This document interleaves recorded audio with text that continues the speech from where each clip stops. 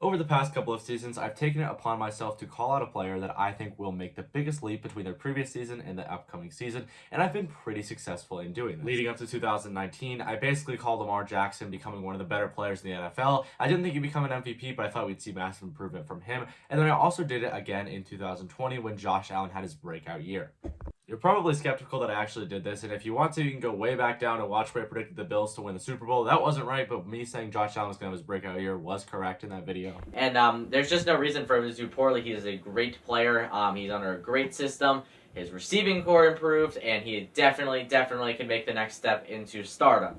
But this year, I think that I've identified one of the better players in the offseason that I think will have their breakout season 2023 and become a top 5 quarterback in the NFL. And you guys know how to read a thumbnail and read the title. Obviously, I think that the player is going to be Tua, and he's going to have the best season of his career going into 2023. The receiving core is great, the coaching is great, the team got better overall. I see no reason why he would fail, and I'm only going to see improvement from Tua in 2023. In the last 3 years have been full of quarterbacks making these massive year-to-year leaps. We've seen Josh Allen, Lamar Jackson, Trevor Lawrence. Most recently, we saw Jalen Hurts. There's just so many players like this that are doing this so often now, and I think Tua is the next guy to make that jump.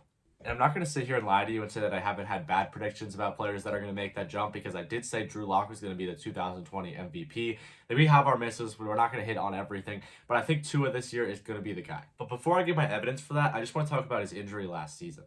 And even as a moderate fan of the NFL, you probably heard about Tua having 3 concussions last year and getting basically riddled with head injuries. And while 3 back-to-back concussions are obviously horrible and is probably going to affect you in the long term, we're looking at the long term of his career, and I think it's probably not going to be as effective as, say, a knee injury or a throwing elbow injury would have been for him. But I definitely don't want to downplay the severity of 3 concussions, because that's absolutely awful, and they were tough to watch last season. But if we're talking specifically about the impact that those injuries are going to have on his 2023 season, I don't think we're going to see a lot of traces of those concussions from last year. But the narrative around Tua right now is that he seems to be a player that just can't escape injury and will never be as great as he could have been because of injury. And while injuries may hinder his career to some extent, I feel like next season we're not going to notice his injury at all, and he's going to be a player that's going to make that leap like I just talked about. So in my opinion, the narrative that Tua cannot be great due to his injuries last season, I think is completely false and needs to be stopped. If anything, we should be more worried about the injury that he had at Alabama, where he basically had his hip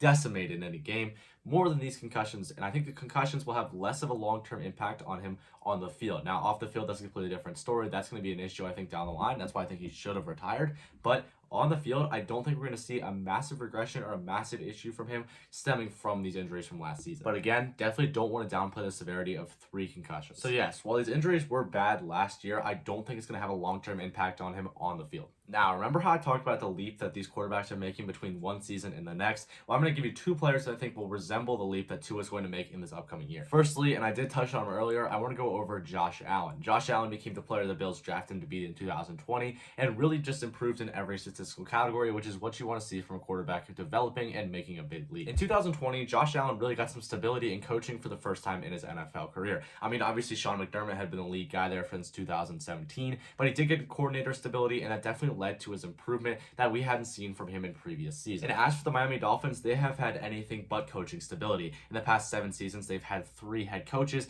and in the past 4 seasons, they've had 3 offensive coordinators. This definitely is harmful to a quarterback's development, and we saw it with Tua, where I think that he has been hindered by this lack of stability in the coaching staff. But I feel like under the second year with Frank Smith and also with Mike McDaniel, he can be successful and make that leap that we saw in the 2020 season for Josh Allen, and more recently with Jalen Hurts. And while it may take a little bit longer for coaches to facilitate this development in quarterbacks, I think that this will be a second-year breakout under Mike McDaniel for Tua Tagovailoa. And next, I want to touch on the similarities between Jalen Hurts' situation last season and the upcoming situation for Tua. For Hurts and the Eagles, following the 2020 season, their head coach and offensive coordinators were both dumped in favor of Nick Sirianni and then Shane Steichen, respectively.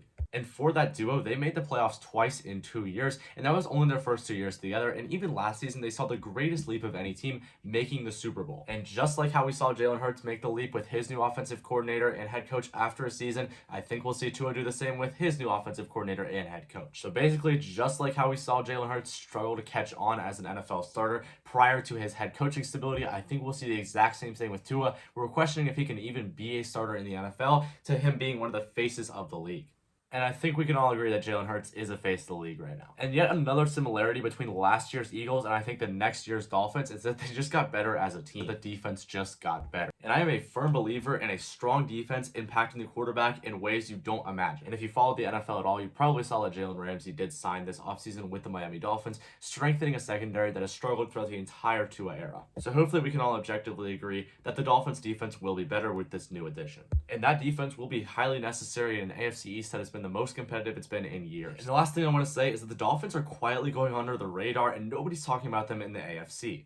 But if you look at this roster from top to bottom and the depth that they have, I love them going into 2023. And I've talked about this on my Instagram one time, but my bold prediction for them is that they will win the AFC East in 2023.